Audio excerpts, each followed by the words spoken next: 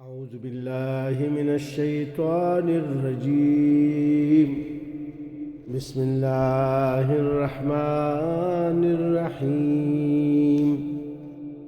ولتكن منكم أمة يدعون إلى الخير ويأمرون بالمعروف وينهون عن المنكر وأولئك هم المفلحون. تم میں کچھ لوگ تو ایسے ضرور ہی رہنے چاہیے جو نیکی کی طرف بلائیں، بھلائی کا حکم دیں اور برائیوں سے روکتے رہیں. جو لوگ یہ کام کریں گے وہی فلاح پائیں گے. وَلَا تَكُونُوا كَالَّذِينَ تَفَرَّقُوا وَاخْتَلَفُوا مِنْ بَعْدِ مَا جَاءَهُمُ الْبَيِّنَاتُ وَأُولَئِكَ لَهُمْ عَذَابٌ عَظِيمٌ.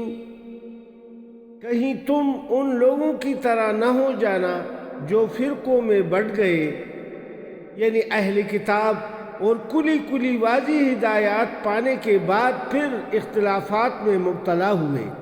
جنہوں نے یہ روش اختیار کی وہ اس روز سخت سزا پائیں گے، یعنی قیامت میں.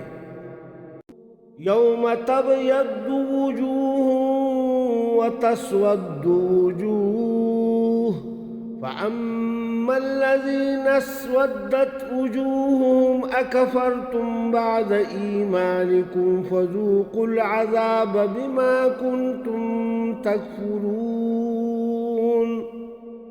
قیامت میں جب کہ کچھ لوگوں کا منہ سفید ہوگا، یعنی وہ سرخ رو ہوں گے، اور کچھ لوگوں کا منہ کالا ہوگا، یعنی گناہگار.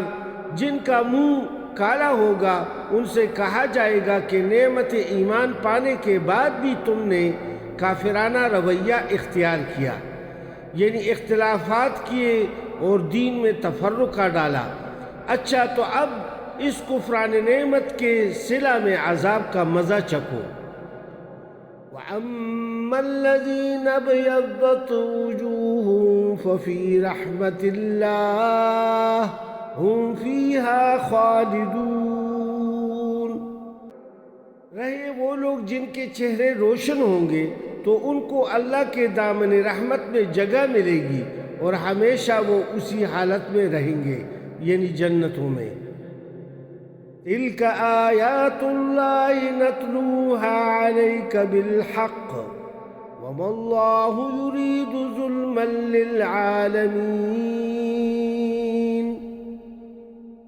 یہ اللہ کے ارشادات ہیں جو ہم تمہیں ٹھیک ٹھیک سنا رہے ہیں، کیونکہ اللہ دنیا والوں پر ظلم کرنے کا کوئی ارادہ نہیں رکھتا. صدق اللہ العظیم.